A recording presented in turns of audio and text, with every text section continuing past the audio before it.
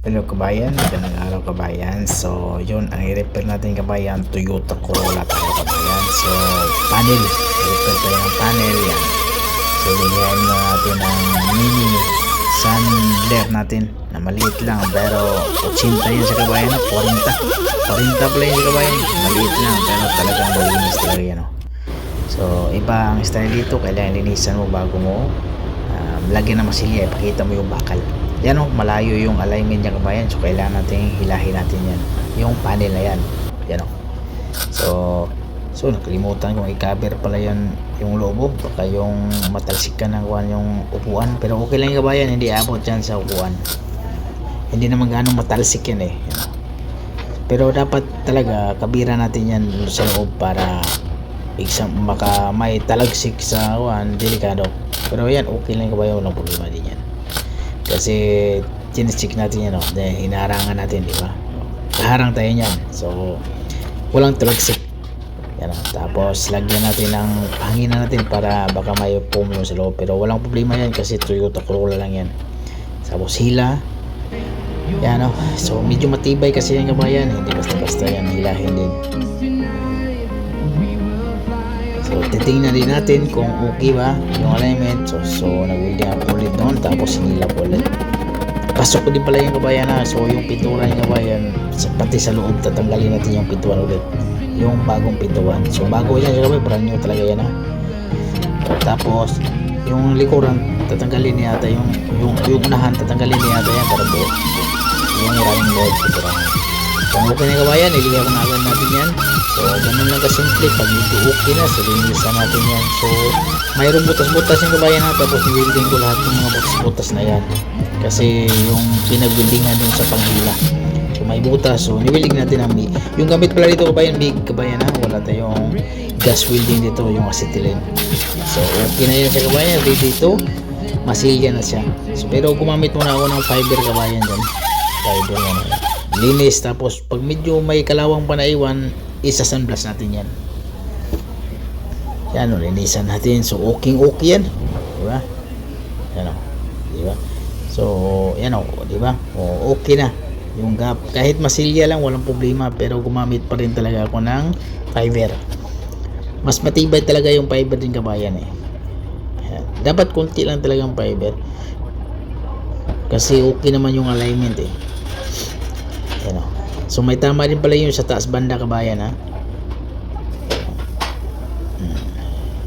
ganun lang kasi yung fiber kasi iba kasi yung pag mga panel kasi kabayan, gagamit talaga ako ng fiber dyan, panel sa likuran, pero yung fender hindi na, talagang hindi ako gamit dyan, masilya lang yan. Tapos yung pintuan masilya lang din, hindi kasi iba kasi yung tigas yung tigas ng fiber mas maganda so okay na, so papatuyuin lang natin yan para lihayin natin agad. So saglit lang naman matuyuin kabayan, mga nasa pinaka maganda na yung 10 minutes tuyo na. Tapos pagkatapos lilihain natin yon, pagkatapos ng liha masilya na, ordinary masilya na so ordinary masilya na tayo dyan. So nakadalawang patong ata ko ng masilya dyan na original so ganun lang ka easy mag repair ng sasakyan. So hindi naman ganong mahirap kabayan. Tapos saglit lang ginawa yung kabayan wala pang ginagawa ko yan, mga nasa kuan lang apat na oras, sabihin apat na oras lang gawa dyan kasi bago naman yung pintuan din. Paano lang gawa natin yung bumper, wala namang tanggal yan, 4 na oras lang yung minimum na gawa ko dyan, pero mahabang oras yung kabayan yung pag repair dyan. So ganun lang kasi. So katulad nito kabayan ako yung magpreparasyon kasi walang preparasyon. So ready na yan, preparasyon. So pinturahan ko na lang yung preparasyon nyo.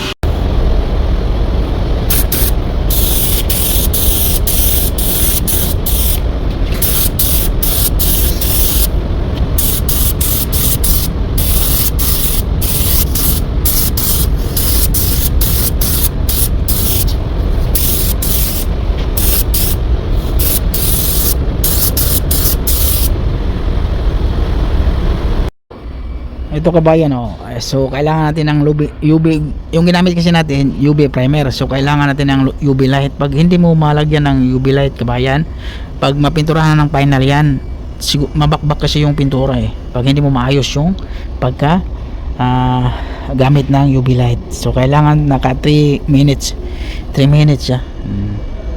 Yun ang mas maganda para kapit yung primer natin. Mas maganda kasi ito kasi pang mabilisan, katulad yung maliit lang trabaho, mabilisan na trabaho to, hindi katulad ng original primer na kailangan lagyan mo ng ilaw para matuyo.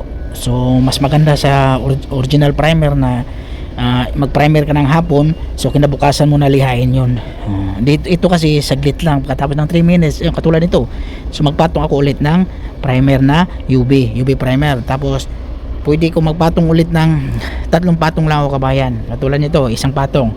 So 3 minutes pag gamit ng UV light, pwede ko patungan ulit ng primer. Pag sa tingin ko okay na, hindi ko na ako magpapatong basta hanggang 3 lang, katulad nito so magpapatong pa ako ng isa dito. Hindi ko na patatuin to. Pagkatapos 3 seconds 3 minutes, pagkatapos ng last na primer na 3 minutes din, so pwede ko na lihain, tapos pwede ko na i-ready to, pintura na agad. Ganito ang UV primer, UV light, mabilis talaga ang trabaho kabayan. Kabayan pwede na lihain na yung kabayan, liha na, tapos pagkatapos ng liha, pinturahan na. So kailangan blending pala yung bituan na, tanggalin natin yung bituan yun kasi kasama yung running board dito. So tanggalin natin yung pintuan.